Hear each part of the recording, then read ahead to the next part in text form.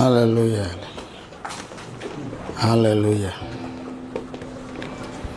Kami percaya hanya Yesus Tuhan kami yang memelihara hidup kami, yang melindungi, menjagai kami, sehingga kami boleh ada sebagaimana Dia ada pada hari ini. Tanpa Tuhan kami tidak bisa berbuat apa-apa. Di dalam Dia kami berbuah lebat. Urapi kami semua, supaya kebenaran Allah memerdekakan kami. Yang sakit disembuhkan, yang susah dihibur, yang berseteru diperdamaikan, yang kekurangan diberkati, yang menghadapi jalan buntu Tuhan buka jalan. Amen. Karena tidak ada yang mustahil bagi Allah, dan tidak ada yang mustahil bagi orang percaya. Urapi lidah mulut bibir hamba-Mu Tuhan, supaya ucapan kata-kata yang kusampaikan, kata-kata yang berasal dari Roh-Mu, yang dapat melepaskan, membebaskan yang terbelenggu, terikat, yang dapat melepaskan mereka yang diganggu setan, yang diintimidasi iblis, yang diintimidasi oleh doktrin dogma apapun. Semuanya harus merdeka. Tidak boleh ada lagi ikatan-ikatan di gereja, tidak boleh ada lagi ikatan-ikatan di dalam individu-individu orang-orang Kristen. Semua harus merdeka, karena Allah yang kami sembah adalah Allah yang roh. Di mana ada Allah, di situ pasti ada kemerdekaan. Merdekalah di dalam nama Yesus Kristus, dalam nama Yesus. Haleluya, haleluya. Kami bukan hanya merdeka dari penjajahan Jepang Belanda, tapi kami merdeka dari penjajahan iblis setan, dari situasi kondisi keadaan. Kami merdeka karena kami bukan dari dunia, kami bukan orang dunia, kami warga kerajaan surga, kami dari surga. Allah lah yang menempatkan kami untuk tinggal di tempat ini sementara waktu, supaya lewat hidup kami banyak jiwa-jiwa dimenangkan untuk Tuhan. Kamilah representasinya Tuhan di tempat ini. Kuasa-Mu bekerja Tuhan, tempat ini dalam perlindungan-Mu Yesus, sehingga tidak ada satupun kuasa gelap iblis setan yang bisa mengganggu. Orang-orang jahat pun tidak bisa mengganggu. Tempat ini sudah steril, tidak ada coronavirus, karena kami percaya Yesus nama tertinggi, nama di atas segala nama. Semua nama-nama harus tunduk kepada namanya, termasuk coronavirus harus tunduk kepada namanya. Amin. Karena Yesus nama tertinggi, nama di atas segala nama. Terima kasih Tuhan, dalam Yesus Tuhan kami, Allah Tuhan kami yang kudus, Allah yang hidup, kami berdoa mengucap syukur. Haleluya. Yang percaya katakan amin. Berikan sorak-sorai buat Tuhan yang meriah. Haleluya. Lebih meriah lagi. Tuhan kita dahsyat, Tuhan kita luar biasa, Dia mulia, Dia agung, Yesus hidup, Dia kekal abadi. Haleluya. Berikan sorak-sorai yang meriah. Haleluya. Haleluya. Yel-yel kita. Haleluya.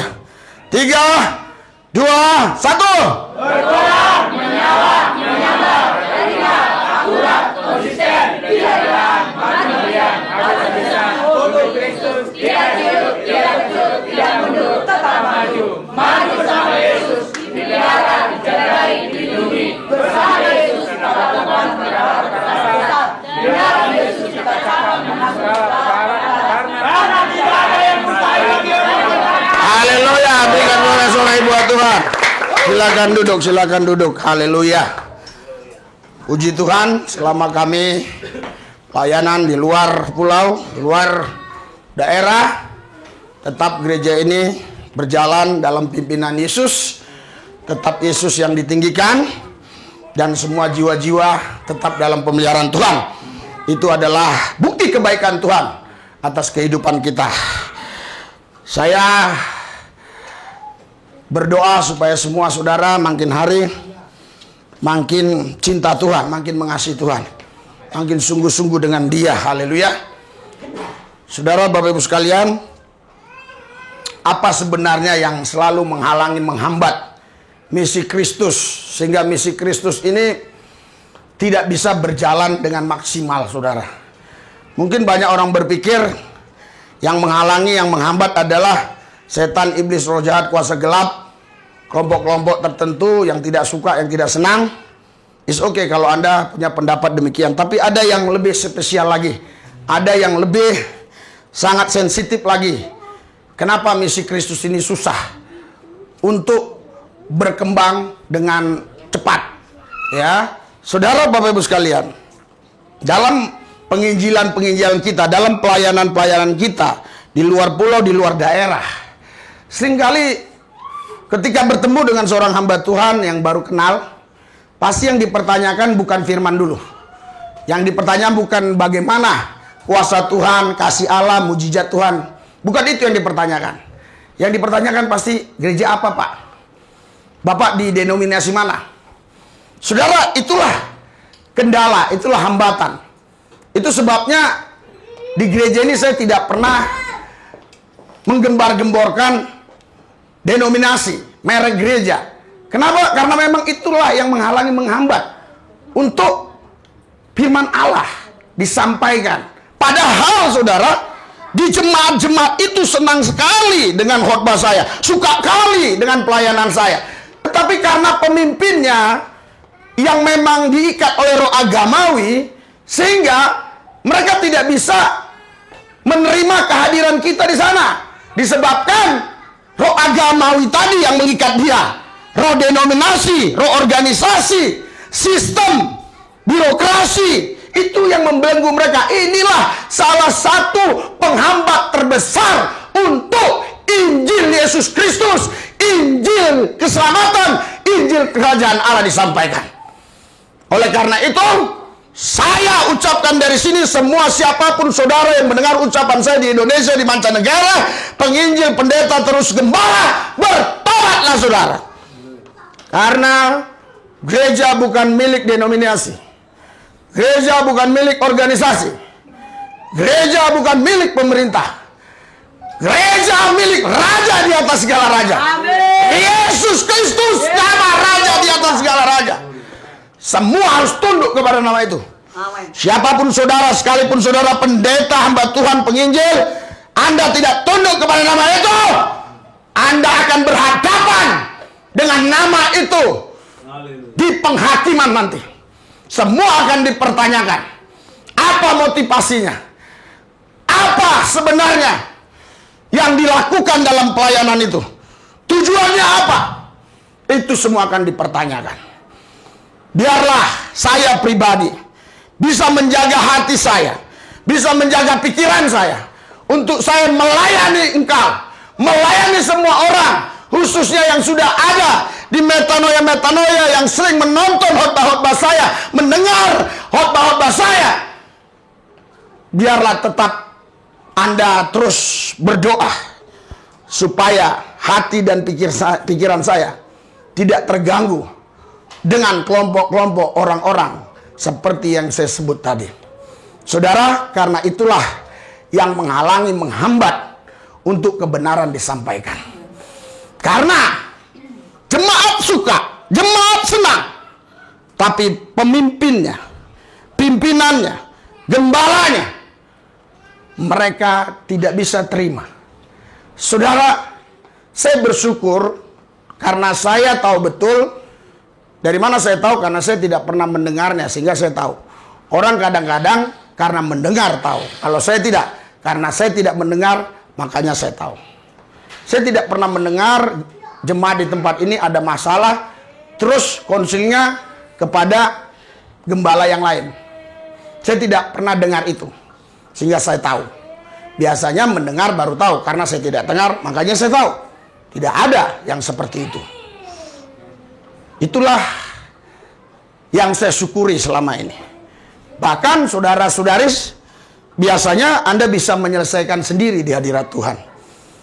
Karena Anda tahu bahwa Tuhan yang kusembah, itu juga Tuhan yang saudara sembah. Amin. Dia yang tolong saya, Tuhan itu juga yang tolong saudara. Amin. Sehingga ketika kita sama-sama mengalami perjumpaan pribadi dengan dia, maka kita mendapatkan hal yang sama. Amin. Karena di mata dia, kita sama-sama ahli waris. Amin. Kita sama-sama anak perjanjian. Amin. Hanya beda fungsi. Tidak perlu posisi, yang perlu fungsi. Banyak orang kejar posisi tapi tak berfungsi, sehingga semua rusak, hancur. Negara ini pun bisa hancur. Bisa jenderal-jenderal dituruni semua. Pendeta-pendeta pun bisa hancur kalau hanya mengejar posisi tetapi tidak berfungsi. Saya beberapa hari ini ketika ada di luar pulau, khususnya di Kalimantan, saya mendengar ada satu organisasi yang hanya meributkan untuk siapa yang menjadi MD. Saudara, sampai banting meja, sampai ribut, sampai pemilihannya itu ada yang rela keluar uang sampai miliaran supaya dia bisa di MD majelis daerah. Padahal gaji di sana nggak ada. Padahal fasilitas pun biasalah, nggak terlalu wow seperti jabatan-jabatan yang ada di sekuler di pemerintahan. Tapi kenapa? Inilah mulai muncul keangkuhan, kesombongan. Beberapa tahun yang lalu, saya didorong oleh banyak orang, oleh rekan-rekan saya, supaya saya mencalonkan MP, Majelis Pusat, tapi saya tidak mau. Karena saya tahu betul, yang saya harus lakukan adalah saya harus tetap berfungsi, bukan masalah posisi. Tapi banyak orang cari posisi namun tak berfungsi. Inilah yang jadi problem. Biarlah setiap kali saya khotbah, saya akan khotbah bukan internal tapi eksternal. Nanti Ibu Gembala yang mewakili saya kalau khotbah, baru itu khusus internal. Jadi isu-isu yang saya bawa adalah isu-isu global. Tapi nanti isu-isu yang Ibu Gembala bawa adalah isu-isu lokal, isu-isu gereja, karakter-karakter saudara, hidup saudara yang nggak beres, kehadiran yang kurang tepat, yang tidak disiplin. Biarlah itu urusan Ibu Gembala. Dialah yang mewakilinya nanti. Haleluya. Karena kalau Wakapolres tujuannya memang ke dalam, Kapolres tujuannya keluar saja. Haleluya. Saudara, Bapak Ibu sekalian, ini yang menghalangi, menghambat. Sehingga misi Injil Yesus Kristus itu, Injil keselamatan, Injil kerajaan, itu tidak bisa berjalan sesuai dengan apa yang Tuhan kehendaki. Hasilnya tidak maksimal. Disebabkan ada orang-orang jago, ada orang-orang kuat, ada orang-orang hebat yang mengatasnamakan organisasi, yang mengatasnamakan denominasi, yang mengatasnamakan agama, tapi menolak kebenaran firman Allah, menolak kehadiran Yesus, menolak ketuhanan Yesus, menolak kedaulatan Tuhan. Saya yakin orang-orang seperti itu akan dihakimi.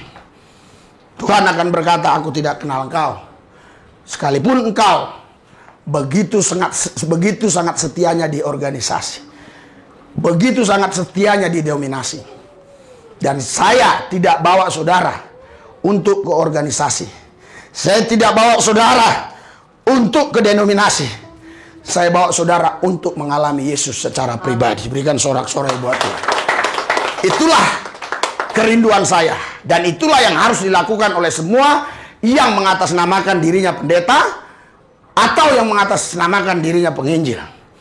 Tetapi saudara, ini tantangan buat saya pribadi. Ketika saya mulai masuk ke ladang misi, ketika saya mulai masuk dalam penginjilan-penginjilan, saya akan berhadapan dengan Goliat-Goliat, tetapi punya kartu jabatan yang namanya pendeta. Tapi sesungguhnya mereka Goliat-Goliat. Kenapa saya katakan demikian? Karena jemaatnya pada datang ke kita untuk didoakan, untuk minta dilepaskan, untuk minta disembuhkan dalam nama Yesus. Namun, gembalanya melarang kita untuk menyampaikan kebenaran firman itu di gerejanya. Saudara, ini tantangan terbesar bagi saya.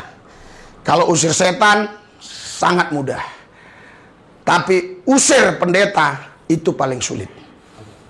Karena pendeta, si gembala, itu sudah seperti raja di gereja yang dia pimpin. Sehingga Yesus pun gak berkutik. Sekali waktu ada seorang pastor yang menyamar sebagai seorang gembel, sangat gembel sekali. Dan dia masuk ke gereja. Saudara, semua aser yang ada menolak dia masuk. Tapi ada seseorang yang baik hati mempersilakan dia masuk. Dia duduk di depan. Dan setelah puji-pujian, setelah penyembahan dan seterusnya dan sebagainya, tibalah saatnya firman Allah. Dan gembala setempat juga kebingungan. Karena yang diundang ini tidak dilihatnya ada duduk di ruangan itu. Dia kebingungan, siapa yang khotbah ini? Kenapa yang saya undang gak datang? Tapi mau tidak mau dia sebut namanya. Kepada Bapak Pastor ini yang saya lupa namanya dalam cerita itu tidak hadir hari ini untuk melayani kita. Saya belum dapat kabar apa yang sebenarnya terjadi. Oleh karena itu, saya akan ambil alih pelayanannya. Langsung si orang gembel tadi maju. Sayalah orangnya. Si pendeta tadi langsung kenal. Karena wajah tidak dikenal, suara pasti dikenal. Ada orang buta ketemu saya di Banjarmasin. Dia seorang pendeta. Dia tidak bisa lihat. Tidak bisa lihat. Tapi dia bisa tahu, ini pendeta Lubis. Dari mana ibu tahu saya pendeta Lubis? Dari suara. Itu sebabnya fisik selalu bisa dirubah, tapi suara sulit dirubah. Hanya Google yang bisa merubah-rubah suara. Itu pun sering Google mengalami kesulitan. Apalagi kita. Saudara bayangkan apa yang terjadi. Semua jemaat menangis. Meminta maaf. Kalau pendetanya tentu kenal suaranya. Karena memang sudah sering bicara. Tapi wajah tak kenal karena tadi sudah menyamar. Saudara, begitulah keadaan Yesus sekarang selalu ditolak oleh gereja. Hati saya sedih, hati saya miris. Mereka menyebut Yesus, Yesus, Yesus. Tetapi sesungguhnya mereka menolak kehadiran Yesus. Karena kalau kita lihat di Efesus 4 ayat 11, itu ada 5 jabatan di sana. Ada rasul, ada gembala, ada nabi, ada penginjil, ada pengajar. Tetapi karunia nabi, karunia penginjil, dan yang lain-lain itu sulit masuk gereja disebabkan pendeta sudah menjadi bos, gembala sudah menjadi jagoan, gembala sudah menjadi penguasa. Sehingga gembala menolak mereka-mereka itu yang akan membangun jemaat Tuhan. Tapi saya pribadi, saya terbuka buat siapa saja. Kalau memang mereka adalah orang-orang yang diberikan karunia seperti itu. Tapi saya juga punya roh yang peka, yang saya tahu apakah mereka memang punya karunia seperti itu. Kalau mereka tidak punya karunia seperti itu, tentu saya tidak akan mengizinkannya. Karena dalam pembicaraan saja kita bisa tahu. Ya, bagaimana respon jemaat ketika dia berbicara kepada jemaat, kita bisa ngerti, kita bisa tahu. Oleh karena itu kita berdoa bersama-sama, berdoa rame-rame, kita hancurkan ini yang menghalangi, menghambat Kristus untuk berkarya dalam gereja Tuhan. Disebabkan ada orang-orang yang menghalanginya, tapi mengatasnamakan dirinya pendeta. Haleluya. Yang juga ada sebuah sistem, ada sebuah birokrasi yang begitu sulit untuk ditembus. Lebih sulit menembus birokrasi gereja, sistem gereja, daripada menembus sistem pemerintahan. Buktinya Pak Muhammad Kacai nggak bisa dibesuk oleh siapapun, kami bisa besuk, berarti lebih mudah. Tapi lebih sulit untuk menembus sistem gereja, untuk menembus birokrasi-birokrasi yang ada. Saya akan sebutkan gereja-gereja supaya pendeta-pendeta itu jemaatnya langsung dengar. Contoh gereja Betani. Itu tidak bisa ditembus. Contoh HKBP. Itu nggak bisa ditembus. GPDI. Sulit ditembus. Hanya pendeta-pendeta yang beranilah di GPDI yang berani menerima kami. Itu pun curi-curi, sembunyi-sembunyi. Tapi dia tidak bisa menyembunyikan itu semua. Karena sudah ditampilkan di YouTube. Akan resikonya ditanggung oleh dia sendiri. Akan dipanggil oleh MD, akan dinasihati, mungkin dikasih peringatan. Saudara, inilah kondisi keadaan. Itulah sebabnya gereja Tuhan di tempat ini harus banyak berdoa untuk gembalamu yang sedang menjalankan misi ini, supaya semua orang mengenal siapakah Yesus itu. Puji Tuhan, walaupun memang kemarin di sekolah teologi, di sekolah misi, kami tidak punya kesempatan untuk mengajar secara formal, tapi pas ada doa pagi, saya sampaikan siapakah Yesus itu. Allah kita bukan tiga menjadi satu. Allah Bapa, Allah Anak, Allah Roh Kudus. Bagaimana mungkin tiga menjadi satu, satu jadi tiga? Allah kita punya nama, namanya Yesus. Roh yang ada dalam dia itulah roh Allah, kepenuhan kealahan. Kolose 2 ayat 9. Ketika dia disalib, roh Allah itu meninggalkan dia. Tubuh fisiknya, itulah Yesus Kristus yang bisa dilihat. Pas dia dimakamkan, dia langsung bangkit hari pertama. Dia bukan bangkit hari ketiga. Dia bangkit dari kubur hari ketiga, tapi dia bangkit itu hari pertama. Karena 1 Petrus 3 ayat 19, dalam roh dia langsung menginjil selama 3 hari. Kepada roh-roh yang meninggal di zaman Nuh. Baru pada hari ketiga dia dibangkitkan. Itu sebabnya waktu saya khotbah dengan judul Yesus bangkit dari kubur bukan hari ketiga. Wah, awalnya mereka semuanya seperti kebingungan. Akhirnya baru, oh benar Pak, benar Pak, benar Pak. Saudara, sederhana aja. Saya Risuli Lubis, saya ada roh. Roh itulah namanya roh manusia. Roh itu kekal. Tapi roh manusia, saya bukanlah pencipta langit bumi. Sehingga saya tidak bisa membangkitkan tubuh saya.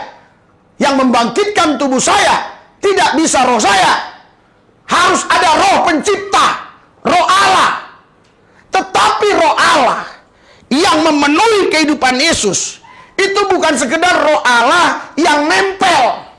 Itu roh Allah yang memang datang dari kerajaannya dan dia mengambil rupa menjadi manusia. Dan waktu menjadi manusia, karena manusia itu adalah manusia yang kudus. Karena Roma 3:23 semua orang sudah jatuh dalam dosa. Sehingga manusia tidak mungkin bisa menebus manusia. Karena manusia semuanya sudah berdosa. Harus ada manusia yang kudus. Itulah manusia Yesus. Makanya Efesus 2 ayat 15 dikatakan, sebagai manusia, dia mati untuk nebus manusia. Tapi Allah tidak bisa mati. Itulah yang meninggalkan Yesus waktu disalib. Sehingga dia bilang, Eli, Eli lama sabatani. Ya Allahku, ya Allahku. Kenapa kau tinggalkan aku? Pada waktu itu dia tidak panggil, ya Bapakku, ya Bapakku. Tapi dia panggil, ya Allahku, ya Allahku. Kenapa? Karena Bapa itu belum tentu Allah. Tapi Allah itu bisa kau panggil Bapa. Karena banyak Bapa. Bahkan iblis pun Bapa. Baca ya di Roma 8. Pak Halim pun Bapa. Pak Manurung pun Bapa. Bapak Lubis. Jadi tidak selalu mengomong Bapa itu kepada Allah. Tapi kalau Allah kau panggil Bapa, itu tidak ada masalah. Tapi ketika kau panggil Yesus, di sanalah segalanya. Dialah roh Allah. Dialah firman Allah. Dialah yang hidup. Saudara, puji Tuhan. Saya bisa sampaikan kepada mereka. Dan saya katakan, saya tidak berharap banyak-banyak. Satu orang pun di sini yang dapat memahaminya, puji Tuhan. Saya tidak berharap banyak-banyak. Karena apa? Karena doktrin dogma itu sudah menjadi Tuhan di dalam gereja. Itu sulit ditembus. Sistem dan birokrasi itu sulit ditembus oleh siapapun. Oleh karena itu saudara, perjuangan saya bukan mudah. Karena ada satu beban di dalam hati saya untuk menyampaikan kebenaran, untuk menyampaikan Yesus yang sebenarnya itu. Dialah Allah itu, Alfa dan Omega. Tidak ada dua Alfa dan Omega. Alfa dan Omega cuma satu itu. Kemarin saya buka cakrawala berpikirnya waktu saya pelayanan di salah satu gereja GPDI. Saya buka cakrawala berpikir karena yang hadir semua anak-anak sekolah teologi. Saya tidak akan mengajarkan apapun. Saya akan membuka cakrawala berpikir saudara. Saya bilang, Yahweh, apakah yang mengambil rupa manusia itu Yahweh? Kalau bukan Yahweh, berarti wajib Alkitab Perjanjian Lama kita nggak pakai lagi. Karena Yahweh Adonai Elohim itulah Allah mereka. Kalau itu bukan Yahweh dan itu berbeda pribadi, artinya kita nggak perlu pakai Kejadian sampai Maliaki. Kenapa kita masih pakai? Karena ada di sana nubuatan-nubuatan tentang Allah yang akan datang menjadi manusia. Salah satu contoh di Yesaya 9 ayat 5 saja. Akan lahir penasihat ajaib, Allah yang perkasa, Bapa yang kekal, Raja damai. Bagi orang Yahudi, tidak mungkin itu ditujukan kepada nabi, kepada rasul. Karena ada Allah yang perkasa, karena ada Bapa yang kekal. Itu pasti mengacu kepada Allah. Itu pasti mengacu kepada yang mereka bilang Yahweh Adonai itu. Saya hanya buka cakrawala berpikir mereka. Cuma ini saya agak jelaskan sedikit. Karena kalau saya menjelaskan, saya seolah-olah menyuruh orang seperti itu. Saya hanya buka cara berpikir mereka. Kalau misalnya Yesus nama tertinggi, nama di atas segala nama. Apakah nama yang tertinggi ini nama tertinggi di atas makhluk-makhluk saja? Seperti manusia, kambing, hewan, dan yang lainnya. Kalau dia nama tertinggi, artinya dia nama tertinggi yang menciptakan langit bumi dan segala isinya. Dia nama tertinggi. Kalau ada lagi nama tertinggi lain, berarti ada 2 nama. Kalau ada nama tertinggi lain, berarti ada 3 nama tertinggi. Kalau hanya ada 1 nama Allah, bagaimana mungkin Allah bisa jadi 3 dan 3 jadi 1? Namanya kok 1? Harusnya namanya 3 juga. Nah, ini saya jelaskan buat saudara. Waktu di sana saya nggak jelaskan. Saya hanya kasih gambaran aja. Biar mereka berpikir. Semua pada bengong semua. Pendetanya kurang senang. Sambil megang keyboard gini-gini aja. Karena dia tahu apa yang saya maksudkan. Iya. Kalau memang Yesus nama tertinggi, nama di atas segala nama, seperti apa yang dikatakan oleh Filipi pasal 2. Terus kalau ada nama tertinggi, kalau ada Allah lain harusnya namanya nama tertinggi juga. Kalau ada Allah lain lagi harus nama tertinggi juga. Jadi kalau ada 5 Allah harus namanya nama tertinggi. Bukan hanya 1 nama tertinggi. Karena nama tertinggi itu berarti harus membawahi nama-nama ini. Sigit itu nama tertinggi. Prasetyo Sigit. Apa itu? Prabowo. Prasetyo Sigit Prabowo apa siapa? Itu nama tertinggi di Polri. Dia Kapolri, nama tertinggi di Polri. Nggak mungkin ada 2. Kalau ada 2 nama tertinggi di Polri, bagaimana ngurusi Ferdy Sambo? Harus ada nama yang tertinggi. Haleluya. Makanya saudara, Yesus itu nama tertinggi. Haleluya.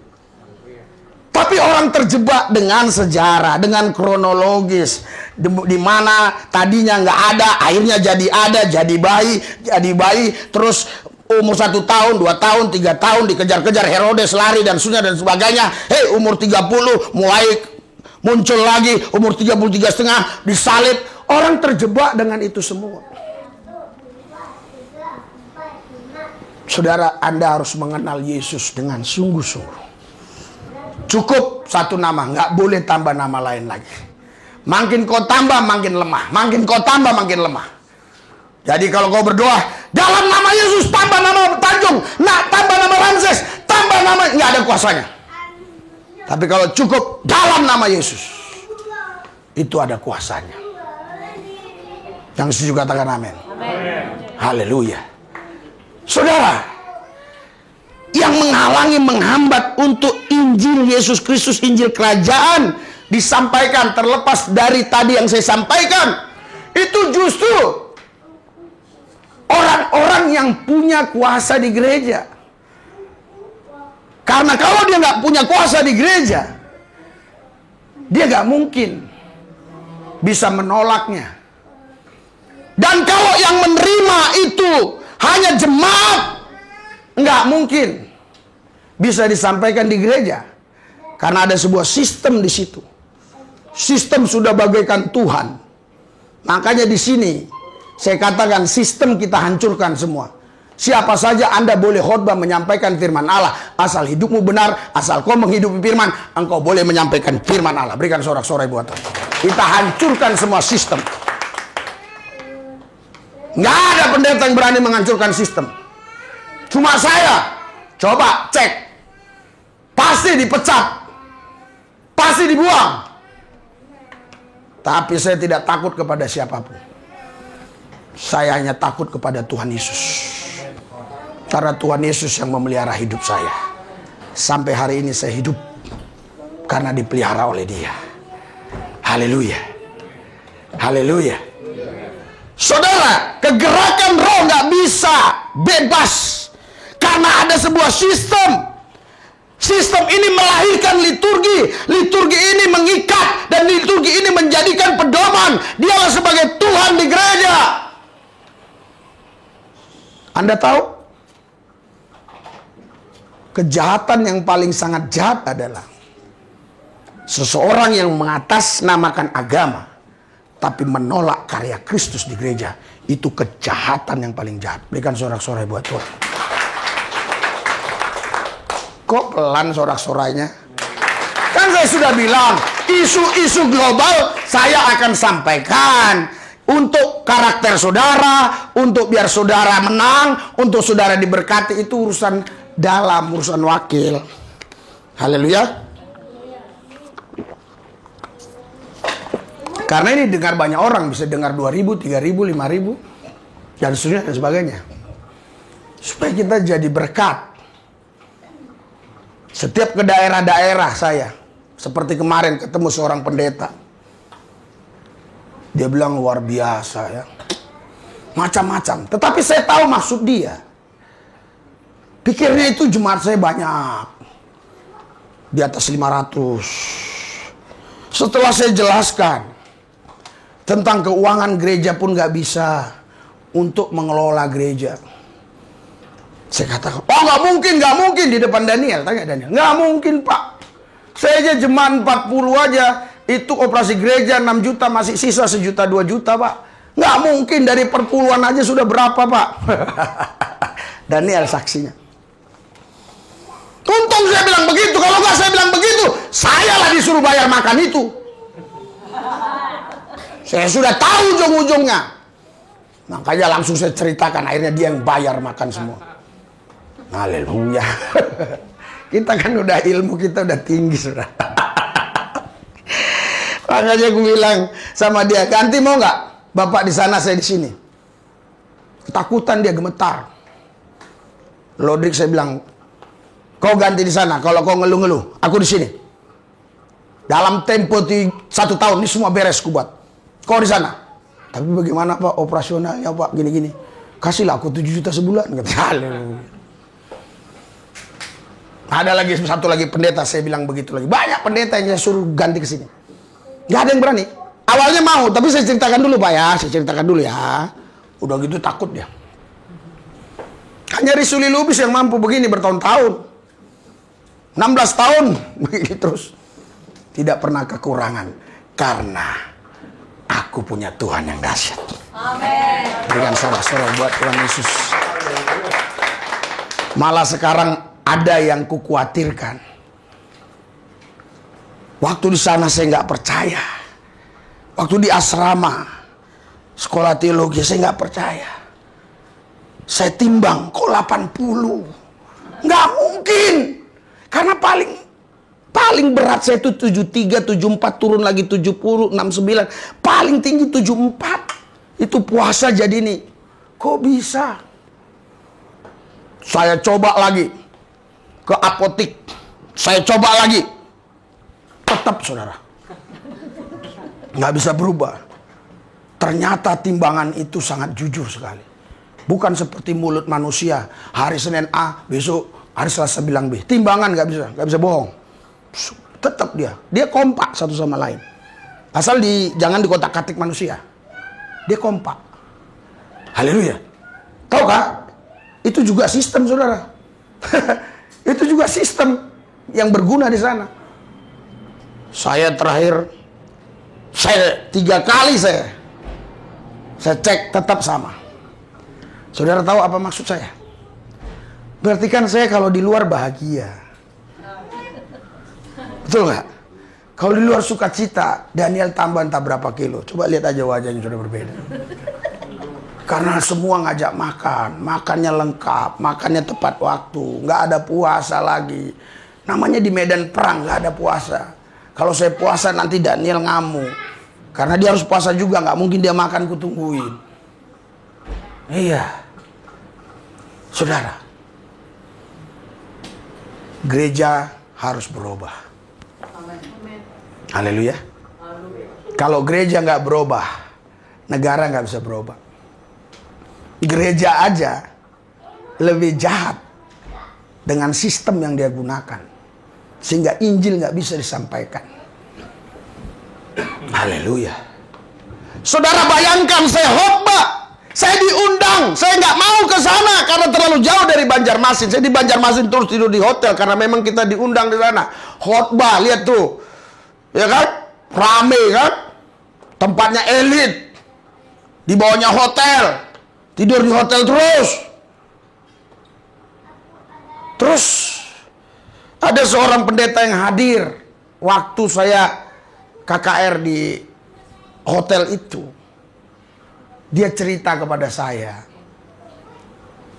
"Pak, tolonglah Pak, besok ya, saya lupa harinya, ada berapa hari lah. Tolonglah Pak ya, ke tempat saya Pak ya, ke tempat saya Pak ya. Karena semua jemaat yang saya pimpin itu hampir rata-rata kenal Bapak. Jadi kita ada persekutuan Pak. Jadi di sana ini Pak, karena saya mau disuruh khotbah di gereja dia, saya sudah penuh jadwalnya. Gitu loh. Jadi sore dimanfaatkan dia. Ya saya bilang ya oke lah. Sebenarnya hati saya berat, tapi saya nggak berani nolak karena saya takut kalau Tuhan nanti nggak suka sama saya gitu, ya. Oke lah, saya katakan. Oke, kami ke sana. Mungkin pikir orang sana khotbah saya itu kayak pendeta-pendeta yang datang. Khotbah saya setan yang disuruh saya kuasa gelap lele zaman yang bisa.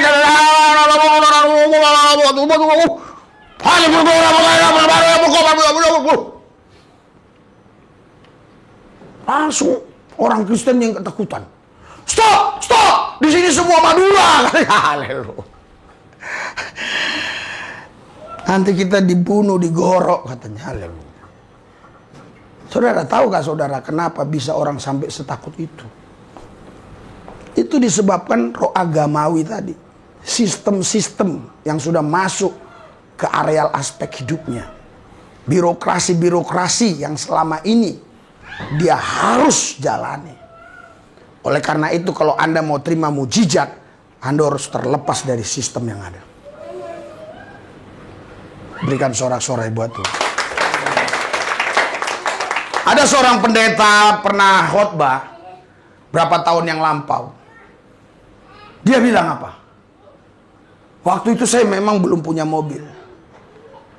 Nyupir mobil pun belum bisa. Dia bilang, bagaimana kau doa minta mobil? Rumahmu di gang kecil. Nggak ada garasi. Kau pun nggak bisa nyetir. SIM belum ada. Saya semua itu tidak ada. Kualifikasi itu semua nggak ada.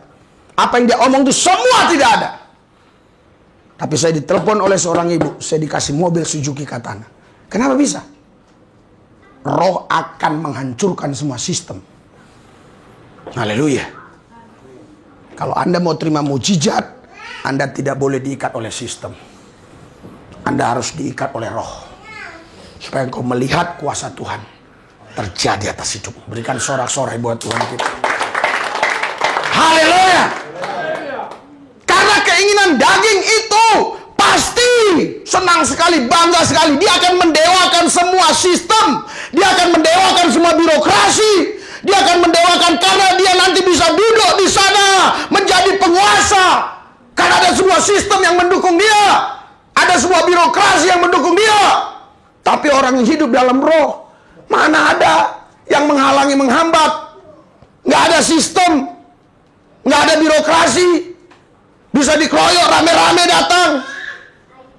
Udah capek pun orang bisa datang saja. Makanya karena sistem birokrasi itulah, sebelum peristiwa Ferdy Sambo, saya ditolak oleh ajudannya untuk bertemu dengan dia di kantornya. Itu kan sistem.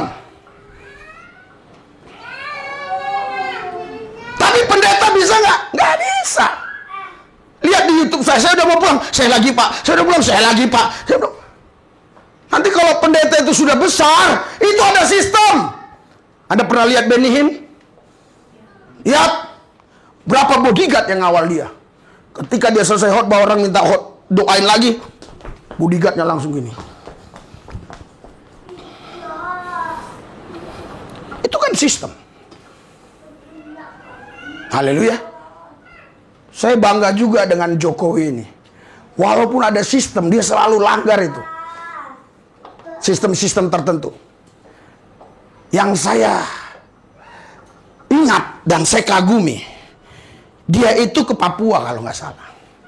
Ke Papua iring-iringan nih, protokol kan. Terus ada orang Papua gini-gini di pinggir jalan. Dia suruh supirnya stop.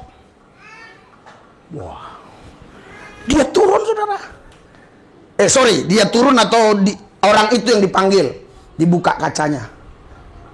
Di YouTube ada itu. Nongol sendiri di HP saya karena kebetulan udah jutaan yang nonton. Panggil, dia kasihnya baju apa-apa itu. Makanya awal mula Jokowi jadi presiden, bingung semua itu pengawal presiden. Gimana ini? Ada orang ini suka kemana-mana, kacau ini. Kenapa waktu dia gubernur bisa sembarangan? Kenapa sekarang dia sulit? Walaupun hatinya kadang kepingin mau. Karena memang ada sebuah sistem yang sulit untuk dilanggar. Kalau pendeta diikat oleh sebuah sistem, bagaimana Roh Kudus bisa bekerja dengan maksimal? Haleluya. Haleluya. Teologi kita, teologi Roh Kudus. Sistem kita, sistem Roh Kudus. Sistem kita, sistem kerajaan Tuhan. Karena kita ini adalah anak raja. Kita punya sistem. Sistemnya namanya sistem kerajaan Allah. Tidak boleh diikat oleh sistem yang dunia buat ini. Kalau engkau terikat dengan sistem yang dunia buat ini, kau nggak bikin sukses. Kau nggak boleh sukses. Kau untuk berhasil, untuk menjual sesuatu, harus ada toko, harus ada brosur, harus ada macam-macam, harus ada modal sekian. Harus memang seperti itu. Harus ada izin itu, izin ini. Ngurus izin aja kadang sekian dan sekian. Susah lagi, sulit lagi. Tapi telah dibuktikan bahwa sistem itu bisa dihancurkan. Banyak orang-orang sukses hanya menggunakan HP. Berapa baju? 20. Nggak pakai, ini nggak pakai izin loh. Instagram mana pakai izin, semua nggak pakai izin itu. Buat sendiri, kau jualan bisa situ. Babi panggang, cus kirim. Cus apa? Baju cus. Kalau tanganmu diberkati Tuhan, kalau satu hari orang minta 1 kontainer babi panggang gimana? Apa nggak kaya kau? Sekarang bukan masalah gedung, bukan masalah modal, bukan masalahnya diberkati nggak diri kita ini. Kalau kita diberkati, apa yang dibuat tangan kita? Berhasil! Berhasil! Saya kaget saudara. Iya, ada jemaat selama saya di luar nyetor terus, puji Tuhan. Hari ini nyetor 500 pak. 3 hari lagi dia datang pak, nyetor 200. Luar biasa ini gue pikir. Karena nggak terikat dengan sistem. Kalau terikat dengan sistem, tunggu hari Minggu. Dia nggak mau terikat dengan sistem. Kalau Anda terikat dengan sistem, sebelum hari Minggu, sudah ludes itu semua. Karena ada yang nawarkan sepatu tinggi. Ada yang nawarkan lipstik mahal. Ada yang nawarkan itu dan ini. Karena itu Anda tidak boleh diikat oleh sistem. Langsung gerak. Langsung lakukan. Itulah namanya sebuah ketaatan. Haleluya. Saya tahu kalau jemaat-jemaat belum tinggi ininya, dia apa sih maksudnya ini? Apa? Tapi saya yakin ini kalau para pendeta yang mendengar, dia tahu maksud saya. Saya sudah bilang tadi, saya hanya bawa isu-isu global setiap pulang. Nanti untuk isu-isu intern, isu gereja, Ibu Gembala aja, nggak perlu masukin YouTube. Ya kan? Karena ada hal-hal tertentu yang perlu disampaikan, yang tidak perlu diketahui orang. Saudara, karena itu hari ini, mari kita berdoa. Haleluya. Supaya kita bisa menembus sistem-sistem ini. Dan supaya kita menjadi teladan contoh nanti di satu waktu, gereja ini betul-betul gereja kerajaan Allah yang menolak sistem dunia. Bahkan orang mau khotbah pun siapa nanti. Saya tanya Roh Kudus dulu, boleh nggak kau ngomong? Walaupun gelarnya entah apapun dia. Walaupun dia pendeta sebesar apapun perutnya, nggak peduli. Haleluya. Tunggu dulu. Karena kita ini saudara bukan diikat oleh sistem. Kita diikat oleh Tuhan. Makanya Yesus bilang tinggallah di dalam aku dalam kau. Tidak diikat oleh doktrin dogma. Kau harus mengalami perjumpaan pribadi dengan Tuhan itu sendiri. Makanya banyak sekolah-sekolah teologi, sekolah-sekolah Alkitab, mereka pada hancur di bawah tsunami. Bukan tsunami yang keluar dari laut. Tsunami yang keluar dari Nini Loro Kidul, ini Brolong. Dihabiskan oleh arus tsunami dunia ini. Kenapa? Karena mau jadi seorang hamba Tuhan, jadi pendeta, jadi penginjil, gajinya 30 hari, fitnahan, makian, cacian. Sampai Ibu Gembala pun telepon saya, kok nggak diangkat-angkat? Baca dulu SMS, baca sih. Kenapa emang? Biarin. Memang kejadiannya seperti itu kampung itu semua orang Madura. Makanya dia begitu ngomongnya. Ini orang Madura semua ini Pak. Nanti kalau kita di ini, bukan di Pulau Madura. Ada lagi satu kampung. Itu mau dibuat daerah Serambi Mekah. Kurang lebih 2 jam setengah dari Banjarmasin. Pak Tanjung tahu. Kemarin kita bincang-bincang. Gak usah saya sebut tempatnya. Dan jemaatnya di situ 50% dari Islam. Memang cuma 50 kakak, tetapi yang 5 kakak itu dari Islam. Awalnya saya mau wawancarai satu persatu. Dia suka, dipersiapkan orangnya. Terus saudara saya telepon. Besoknya, saya takut kejadian seperti di Salatiga. Yang akhirnya Kapolres turun, Kapolsek turun, terus apalagi yang turun ya, Kapolsek, camat, karena pendetanya ditekan, karena gereja itu mau dibangun nggak bisa. Saya bilang mau nggak saya viralin? Boleh, saya kasih alamatnya lengkap semua. Daerah ini lengkap semua, mulai dari desanya, kecamatannya, lengkap lah. Viral. Yang membuat viral itu bukan karena jumlah yang menonton, yang membuat viral itu yang nonton ternyata sebagian besar orang situ. Karena kalau kau buat ya nama tempat ini langsung diketik ini. Yang dari sana bisa kemari pindah. Ini banyak orang yang di sana, di gereja sana. Dia nggak tahu ada ini. Tapi kalau diketik ini, pasti kalau diketik di tempat kita ini, yang muncul bukan punya dia walaupun jemaat dia 1000. Yang muncul pasti ini, ketik aja Metano, udah pasti langsung muncul. RISUL langsung muncul gitu. Begitu. Makanya nggak saya buat. Saya bilang, Pak, kalau belum siap jangan, Pak. Akhirnya dia berpikir pagi-pagi dia telepon saya. Oke lah Pak, kalau nggak begitu tapi tetaplah Bapak hadir. Oke lah, saya hadir. Udah, jadi kamuflase aja cara ceritanya, nggak detail. Nah nih, lihat nih. Langsung ada orang Islam di situ yang dengar, langsung dibaptis. Mau dibaptis di mana? Sungai semua kotor. Dibaptis di Gentong. Nggak lihat videonya ya? Di Gentong, itu orang Islam. Nanti orang-orang yang lain bilang, wih, rekayasa apa? Malu dong kita, nanti kan ditonton mereka juga. Malu dong. Bohong pendeta. Ya kalau orang lain bilang bohong nggak apa-apa. Yang penting yang di tempat itu nggak bilang kita bohong. Kalau orang lain bilang saya bohong nggak apa-apa. Asal jangan saudara yang bilang bohong. Kalau saudara yang bilang bohong berarti benar. Paham maksudnya di sini? Haleluya. Jadi kalau orang-orang memuji engkau, ya, dan maksud saya, ada orang tertentu, misalnya Pak Hendrik dipuji-puji orang, si Randy dengar, jangan terlalu langsung disebarkan. Tapi kalau istrinya yang memuji-muji, sebarkanlah, itu pasti.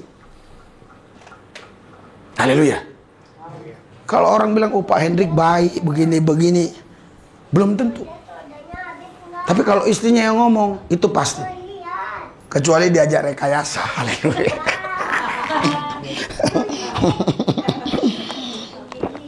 Ya, itu udah istri kacau kalau bisa diajak rekayasa ya. Haleluya. Karena biasanya gitu, kalau suami pembohong, itu istrinya diajak aja ikutin bohong. Ikutin bohong. Untuk menutupi kebohongan suaminya, istrinya juga bohong. Ah, itu dia. Haleluya. Tapi saya yakin, yang di sini nggak ada begitu. Haleluya. Itu di tempat-tempat lain yang ada begitu. Saudara, berjuanglah terus. Doakanlah perjuangan saya. Haleluya. Haleluya. Oke, sekarang memang Anda belum bisa tahu maksudnya. Dan belum tahu dampak impactnya. Tapi nanti ketika kau sudah lihat, wah, ternyata. Karena sebenarnya banyak orang yang menanti-nantikan ini. Mereka lagi dikurung, mereka lagi dibelenggu, mereka lagi diikat oleh penguasa-penguasa gereja. Disebabkan sistem-sistem tadi. Mereka tidak bisa melawan itu semua. Yang bisa melawan ya kayak saya ini. Dan puji Tuhan, Tuhan kasih saya berkat ada channel, sehingga mereka bisa mendengar. Jadi yang mau keluar dari situ, ya bisa hubungi kita. Kita doakan juga, ya beberapa hari ini ada anak sekolah misi yang mau di sini 1 tahun. Ya saya bilang silakan aja. Nanti saya kasih ongkosnya kalau memang kau mau di sana, supaya bisa teman Ibu Maria, doain orang, doa malam bersama sama Ibu, dan juga pekerjaan lebih gampang. Karena selama berapa hari ini kata istri saya, dia semua yang ngerjain karena Ibu Maria sakit. Ya kalau ada yang tadi orang misi tadi kan, dia bisa kerja, bantu, terus dia bisa layani orang-orang, doain kalian. Ya. Jemaat di sini susah, nggak gampang. Iya, kalau hanya orang-orang misi yang datang, nggak gampang. Saya yakin Gilbert pun sulit. Apalagi kalau Gilbert ngomong sama Pak Tanjung, udah. Dibilang Nikolaus itu keturunan siapa, bapaknya siapa, neneknya siapa, kakeknya siapa. Udah kebingungan dia. Saya aja kebingungan, apalagi dia. Nggak gampang, ini semua orang-orang luar biasa ini. Tapi kalau Anda masih terikat dengan sistem-sistem begitu, haleluya. Saudara, zaman Yesus siapakah yang menghancurkan pelayanan Yesus? Siapakah yang menghambat Yesus untuk memberitakan kebenaran? Siapakah itu? Siapa? Coba kita baca. Markus 8 ayat 15.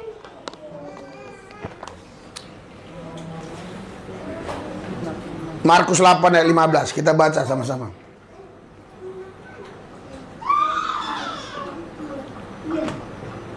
Haleluya. 3, 2, 1.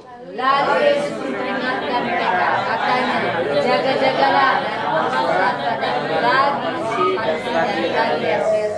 Saudara, Yesus sendiri, saudaraku yang saya kasih, dia sulit menyampaikan kebenaran bukan karena perampok yang menghalangi, bukan karena penjina yang menghalangi, bukan karena teroris yang menghalangi, bukan juga karena geng yang menghalangi, bukan mafia yang menghalangi. Yang menghalangi orang-orang yang beragama ini, pemuka-pemuka agama ini. Orang Paris ini pemuka agama, sangat dihormati, sangat dihargai. Shh, jangan dengar Yesus, jangan. Sesat dia, sesat. Jangan dengar lebih sesat dia, sesat. Haleluya. Makanya dia bilang hati-hati dengan ragi Farisi. Saudara, orang-orang Farisi, orang-orang yang beragama, pemuka-pemuka agama lah, yang menghalangi kebenaran Allah untuk bisa sampai ke masyarakat. Yesus pun mengalami hal seperti ini. Inilah yang paling berat dihadapi Yesus. Buktinya dia ke Gadara. Di Markus 5 Anda baca, ke Gadara, belum dia usir setan loh. Dia nggak usir setan itu. Setan itu menyembah dia, aneh nggak? Setan aja mau nyembah Yesus, apalagi saudara. Setan aja menyembah Yesus. Baca itu di Markus 5. Langsung, jangan siksa aku. Dia nyembah, sujud. Izinkanlah aku ke babi-babi itu, katanya. Yesus baik hati, sungguh sangat baik hati. Kalau saya jadi Yesus itu, kurang ajar kau. Setan masih minta-minta lagi. Yesus paling baik hati. Jangankan sama manusia, sama setan pun masih baik dia. Buktinya diizinkannya. Kalau enggak kan api. Mati setannya kan. Masih baik dia. Makanya Tuhan kita itu maha baik kali. Masih diizinkan dia. Emang karena belum waktunya tiba. Ya udah silakan kau. Masuk ke babi-babi semua. Haleluya. Haleluya. Makanya saudara, ada pemahaman orang-orang tertentu, kalau kau supaya nggak kerasukan setan, sering-seringlah makan babi katanya. Iya, ada pemahaman begitu. Karena kan setan itu udah masuk ke babi itu. Kalau babinya dimakan, setannya kan udah kalah kan gitu. Pokoknya setan banyak di babi-babi itu. Itu pemahaman yang salah ya. Tapi adalah ya anekdot seperti itu. Jadi orang-orang Farisi, kita baca Matius 15 ayat 12 sampai 14. Ini Farisi di gereja. Biar dengar semua itu. Pendeta Farisi. Haleluya. Kita buka, kita baca sama. 3, 2, 1.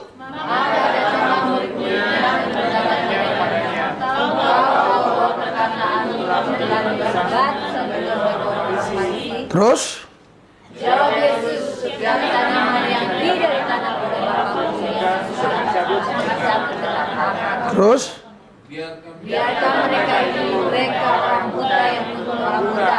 Jika orang buta menuntut orang buta, pasti keduanya jatuh dalam lubang. Iya, jadi saudara, dia katakan di situ mulai ayat berapa tadi, 12? Coba, haleluya.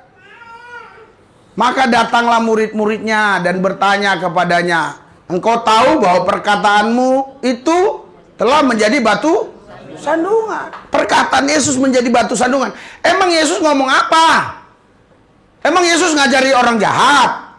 Emang Yesus ngajari najis, ngajari kotor, ngajari jahat? Enggak kan? Tapi itulah saudara, ini roh-roh agamawi ini, roh-roh yang ingin berkuasa, sehingga mereka takut. Kalau nanti jemaatnya dengar Yesus, maka mereka lebih percaya sama Yesus daripada sama mereka. Itu yang menghalangi, menghambat orang-orang untuk bisa menerima kebenaran. Farisi-farisi itu, mendingan perampok-perampok itu. Perampok itu nggak menghalangi, malah membela sering. Sudah saya di depan Pak Pendeta, tenang aja. Macam-macam yang lawan Pak Pendeta kulibas katanya. Begitu perampok-perampok. Tapi doakan aku pendeta ya supaya merampok selamat katanya. Iya.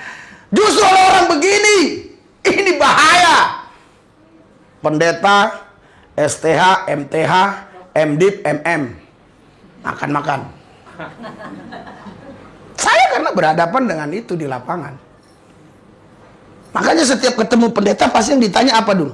Bukan diajak cerita firman kek. Sampai kemarin berapa kali ku apa itu? Terus terang, si Lode kemarin.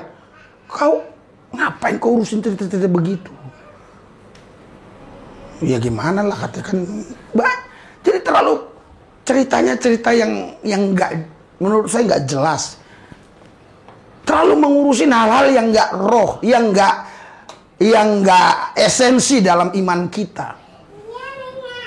Itu sebabnya saudara, waduh, jangan salah. Jangan salah saudara. Di gereja itu ada pemilihan umum. Itu rela habis-habisan. Makanya saya malas gitu ikut-ikut begitu tuh. Tuh kalau udah rakernas itu, mau pemilihan, ganti kepemimpinan itu kamar-kamar pendeta-pendeta semua didatangi. Kemarin yang saya dapat kabar saudara, kenapa menang si A? Itu ya, di satu organisasi itu. Kenapa menang? Katanya si B cuma ngasih 3 juta per orang, dia ngasih 10 juta per orang. Kalau misalnya ada yang ikut di satu provinsi itu, mungkin ada 10 gereja yang sama atau 20, kalau 30 berarti 30 kali 10, 300 juta. Kalau ada 100 kali 10, 1 M. Gila nggak? Orang Parisi bangga banget dia. Makanya Paulus bilang apa di Filipi? Hei! Kalau aku mau berbangga, aku ini orang Parisi, aku ahli Taurat, aku ini, kau tahu, aku ini sekolahku di Gamaliel, aku ini disunat pada hari ke-8. Kau tahu nggak siapa aku? Tapi apa yang ku bangga-banggakan dulu setelah aku mengalami Kristus, itu semua aku anggap sampah. Sorak-sorai dong buat Tuhan. Sampah. Yang menghalangi karya roh di dalam hidupmu, sampah. Haleluya. Kau tahu dulu aku siapa? Kau tahu dulu aku siapa? Kau tahu dulu aku siapa? Kau tahu dulu aku orang kaya. Mamaku kaya, bapakku kaya. Karena nikah sama aku jadi miskin. Dulu. Haleluya. Sekarang gak perlu dulu. Sekarang sering saya ketemu para pendeta penginjil. Pak pendeta, dulu saya itu seperti bapak, menggebu-gebu. Ngapain dulu? Sekarang. Haleluya. Itu sebabnya saudara, Anda jaga baik-baik tempat ini. Bersatu dengan Ibu Gembala. Lihat nih ya, tadi saya udah lihat. Ini dirapiin. Nih ya.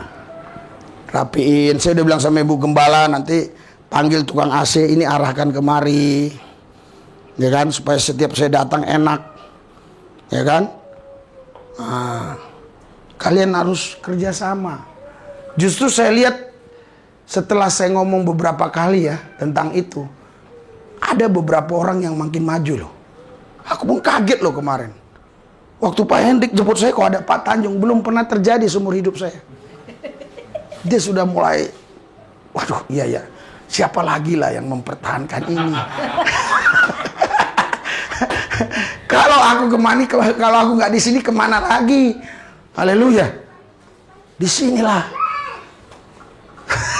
Saya bilang, wih, Daniel aja kaget, kok Pak Tanjung bisa ada katanya. Orang Pak Tanjung duluan keluar, ngangkatin barang. Mana mau dia ngangkatin barang? Kalau ngangkatin barang kan dia ada hitungannya biasanya. Karena barang orang yang diangkat, ini kan barang pendetanya diangkat, bagaimana mau hitung? Iya kan? Malulah. Apalagi Pak Hendrik, ya kan? Iya, kalau bawa orang kan ada hitungannya. Iya. Ya kalau dia bawa kita, susah dia ngitungnya. Tak terhitung.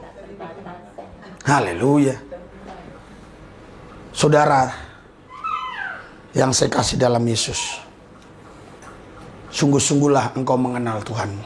Amin. Hidupmu pasti dipelihara. Amin. Haleluya. Relakan dirimu dipimpin Tuhan Yesus. Gak usah terlalu banyak pemahaman yang gak jelas. Udah Yesus saja, Yesus saja. Kalau kau sebut Yesus, sudah tunduk semua itu. Asal kau hidup di dalam dia, tunduk semua. Haleluya. Saya pernah kok mau dikeroyok orang di Papua pada zaman itu berapa tahun yang lampau. Mau dikeroyok orang mabok, saya bilang Yesus, langsung rebah dia. Siapa kamu? Saya hamba Tuhan, ampuni saya. Coba saya mau tes nanti di Jawa Timur, bisa nggak ya? Atau di Madura gitu kayak ya kan? Bisa nggak ya? Coba ya. Ini kan orang bilang karena di Papua itu Pak, kata. Jadi roh Papua dan roh Madura ternyata beda mungkin. Itulah saudaraku yang saya kasih dalam Tuhan. Kondisi keadaan gereja Tuhan sekarang. Saya tahu memang ini bicaranya terlalu tinggi, harusnya depan pendeta-pendeta. Tetapi saya sudah anggap saudara ini orang-orang tinggi.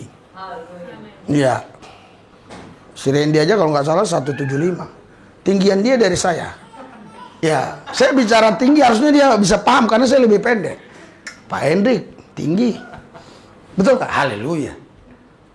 Orang-orang begini, bahkan kalau kita baca, coba kita lihat Matius 23 ayat 13. Coba. Inilah penghalang penghambat kebenaran. Yesus sendiri saudara dihalangi, dihambat. Makanya Yesus ngamuk, marah Yesus. Gara-gara marah-marah Yesus sama orang Yahudi, merombak-rombak semuanya dan membolak-balikkan semua pemahaman-pemahaman adat istiadat, bahkan membubarkan acara-acara adat. Yesus dimusuhi. Bayangkan saudara, kalau Anda lagi buat acara-acara adat, ya kan? Tekulik, tekulik. Oh, uluna. Harus ke kepala kan, kepala. Bayangkan saudara, saya datang. Hei, berhenti! Digebukin lah ya. Sama marga Sinaga. Iya. Haleluya. Itu yang dialami Yesus. Saudara pikir kenapa dia disalib awalnya? Kalau dia ngaku anak Allah udah dijawab orang gila, selesai. Kan udah dijawab, ini gila. Ya udahlah. Apalagi? Yang nggak bisa mereka ampuni itu adat-adatnya mereka itu diobrak-abrik sama Yesus. Makanya orang Batak tahu dibilang, kalau bilang dangmar Tuhan doh, nggak bertuhan kau, nggak apa-apa. Kalau dibilang nggak beradat kau, siap. Marah dia. Haleluya. Iya. Wah, ngeri. Adat-adat ini ngeri. Haleluya. Marah dia. Tapi kalau bilang nggak punya Tuhan nggak apa-apa. Karena dia tahu adat itu yang menyelamatkan dia, bukan Tuhan. Haleluya. Matius 23 ayat 13. Oke, kita baca. 3, 2, 1.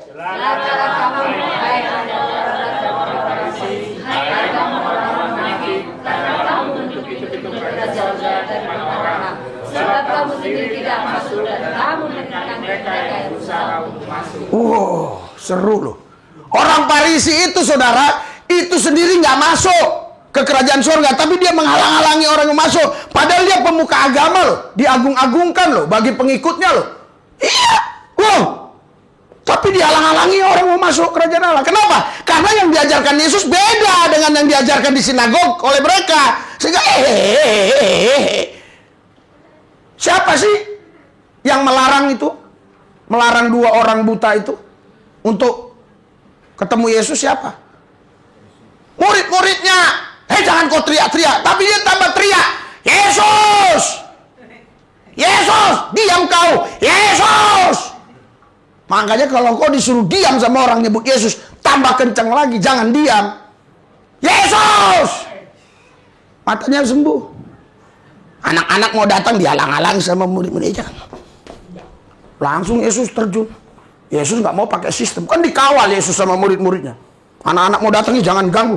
Ini komandan kami. Yesus bilang, sini kau. Jangan halangin anak itu dari sini. Haleluya. Murid-muridnya menghalang-halangi. Orang-orang Farisi. Sistem yang mereka punya. Farisi aja saudara menghalangi. Muridnya mungkin masih ada Farisi-Farisinya. Makanya sering Yesus mengingatkan, jangan kau ya kena ragi Farisi ya, hati-hati ya. Hati-hati. Saudara, akhirnya apa saudara? Kita baca di Markus 3 ayat 6. Dendam itu mereka. Dendam mereka. Oke? 3, 2, 1.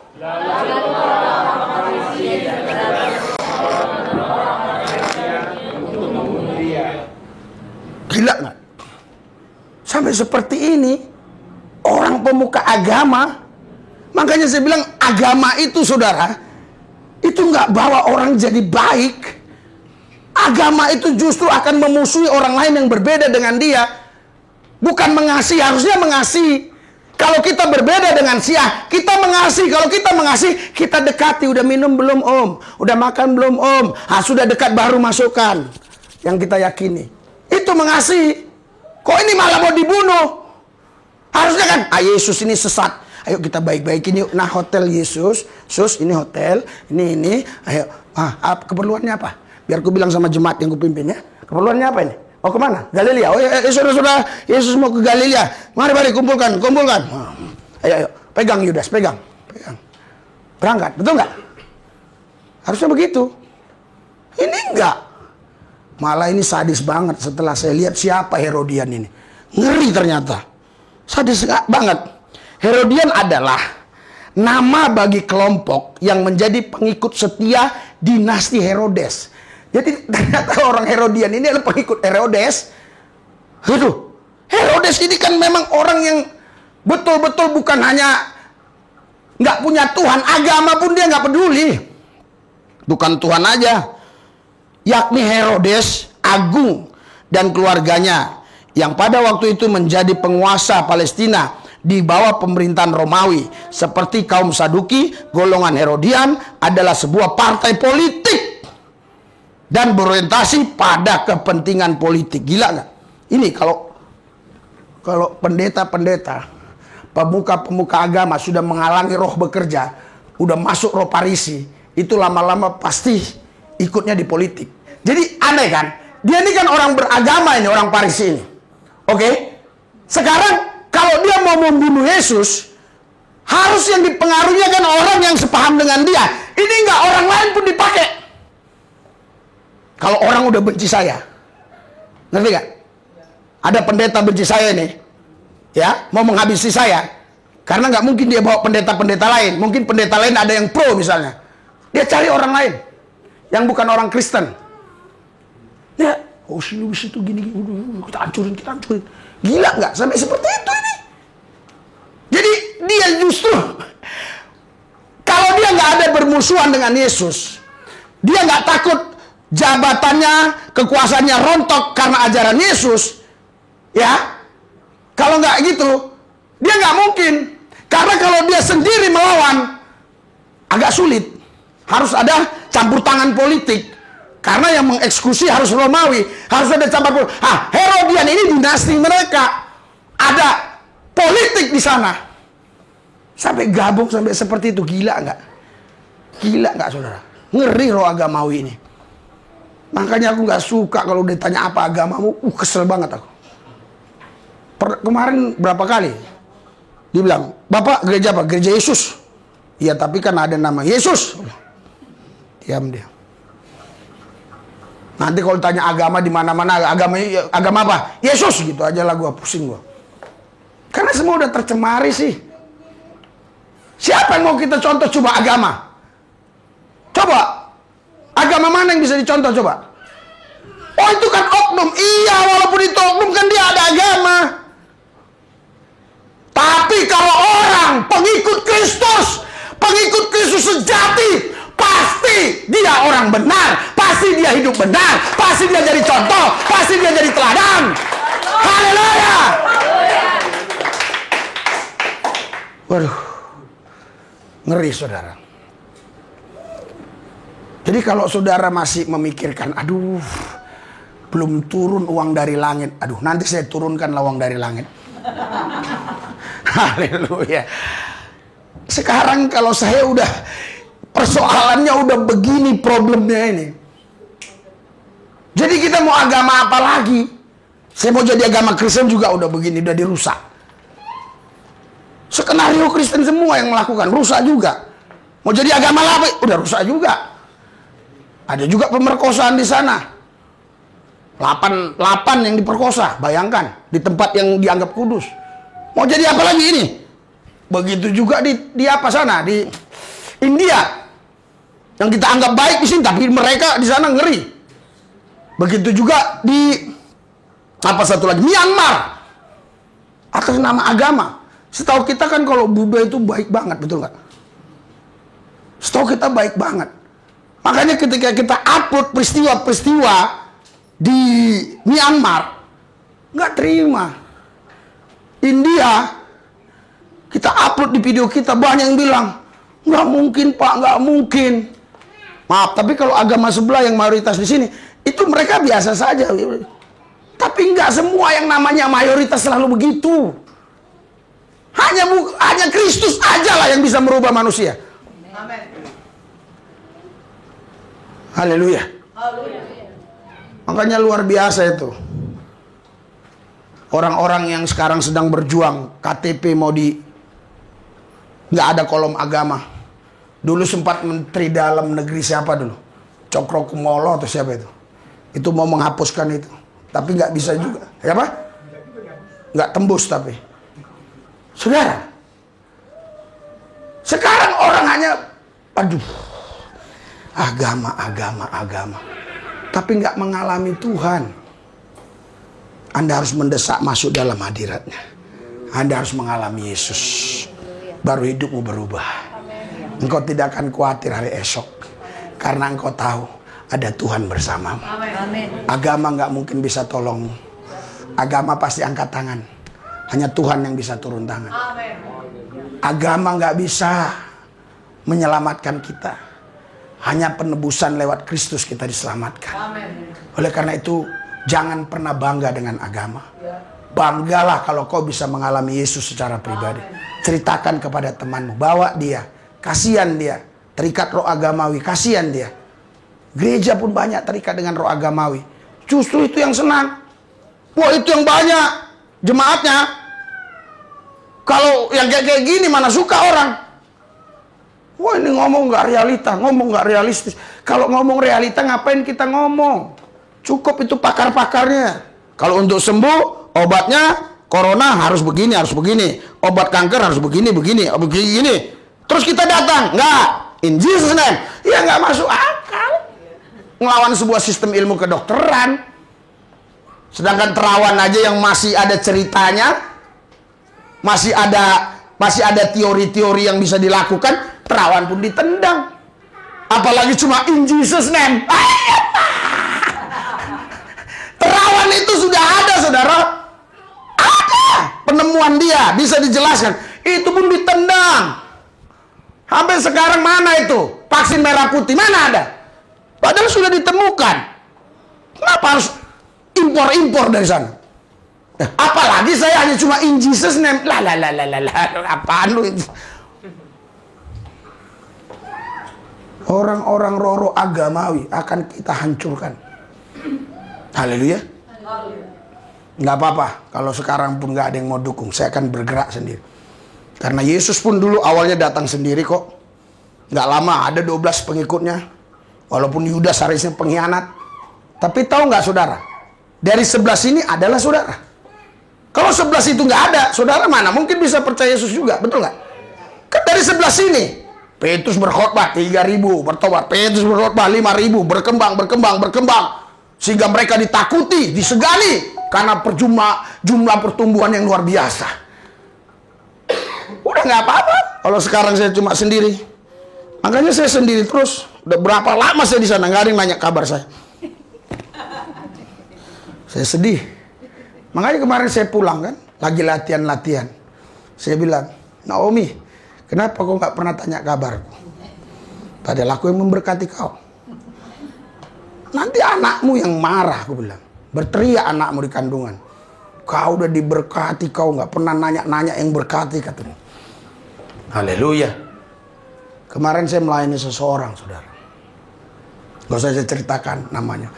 Jadi anaknya itu bukan autis saja menurut saya. Itu sudah ditunggangi setan. Jadi rumahnya besar banget tapi nggak ada perabotnya. Karena asal ada perabot dia pecahin. Waktu saya ngomong sama dia datang gini, bapaknya di situ diusir. Masuk. Langsung masuk bapaknya. Kenapa? Setelah saya sendiri kalau nggak masuk dihajar dia langsung. Jadi saya sendiri ngomong sama dia, ngomong si Daniel situ shooting. Videoin. Kalau kita kan kita videoin, tapi kalau nggak ada hal-hal yang luar biasa kita nggak upload, kita buang aja. Siapa tahu pas itu sembuh kan gitu tiba-tiba kan nggak tahu kan. Tapi kita lihat nanti kalau setahun lagi sembuh ya kita boleh upload kan begitu. Biar nggak ada bohong. Saya tanya sama dia, wah ini kacau nih. Saya bilang, ini bapaknya dulu nih. Bapaknya sama mamanya. Anak di kandungan itu, saudara, itu sudah bisa. Dia sudah bisa merasakan. Dia sudah bisa tahu. Haleluya.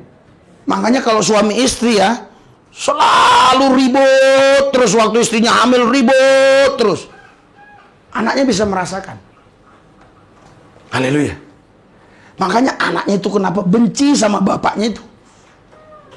Waktu di kandungan itu dia bisa rasakan bagaimana bapaknya benci sama mamanya, bagaimana semua tindakan-tindakannya, baik dalam keuangan, baik dalam ini, baik dalam segala macam.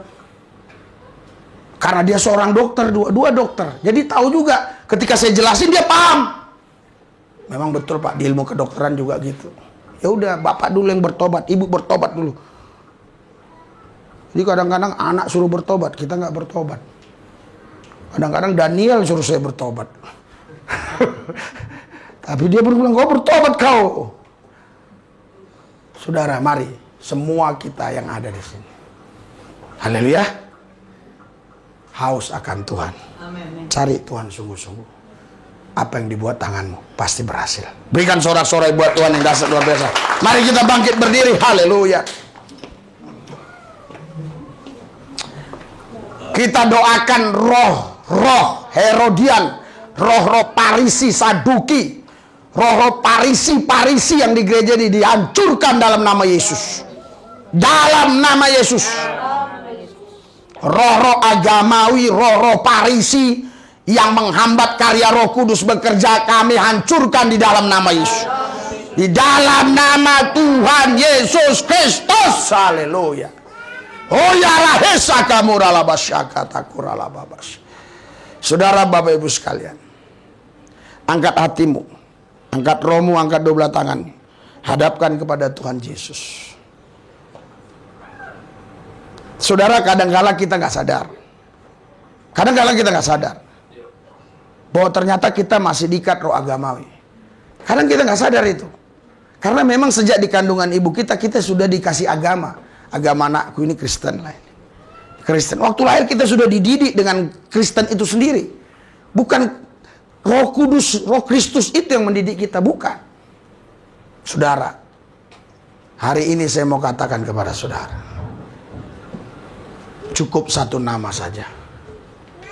Yesus Kristus itu menyelesaikan semua masalah. Itu menyelesaikan semua persoalanmu. Jangan ditambah dengan yang lain. Jangan hambat dia untuk berkarya. Jangan halangi Tuhan untuk melakukan apapun dalam hidup. Biarkan sebebas-bebasnya Tuhan mau buat apa. Allah turut bekerja mendatangkan kebaikan bagi setiap orang yang mengasihi dia. Kalau sekarang kau dalam proses, ikuti dengan damai. Kalau kau sekarang menghadapi masalah persoalan, ikuti dengan tenang. Kalau kau sekarang menghadapi satu kesulitan, ikuti dengan tenang. Asal engkau tetap di hadirat Tuhan, asal engkau tetap hidup di dalam kebenaran, jangan takut. Itu semua akan mendatangkan kebaikan. Pasti mendatangkan kebaikan. Haleluya. Saudara tahu, ketika seseorang sudah menjadi figur, kenapa dia bisa cepat naik? Justru karena ada orang yang menjelek-jelekin dia, maka lebih naik. Kalau hanya pujian-pujian, susah naiknya. Harus ada yang jelekin, baru ada orang simpatik.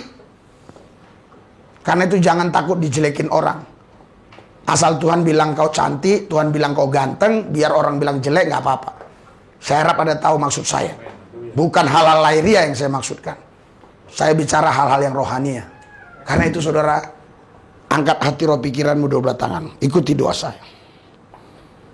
Di dalam Yesus kami sudah dilepaskan, dibebaskan dari roh agamawi, dari sistem dunia, dari segala protokol-protokol dunia ini, dari segala birokrasi-birokrasi dunia. Kami tahu Tuhan Yesus, itu semua akan menghalangi, menghambat. Tapi bersama Yesus kami pasti bisa. Kami cakap menanggung segala perkara di dalam Tuhan. Karena bersama Tuhan kami kami akan lakukan perkara-perkara besar. Di dalam Dia kami cakap menanggung segala perkara. Urapi kami Tuhan dengan urapan spesial, urapan baru, urapan double porsi. Biar api kudus takhta-Mu membakar kami, buat hati kami bergelora, bergairah, bersemangat.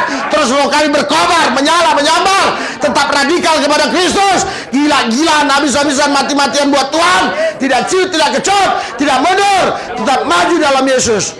Dalam Yesus kami dipelihara, dijaga, dilindungi. Bersama Yesus kami lakukan perkara-perkara besar.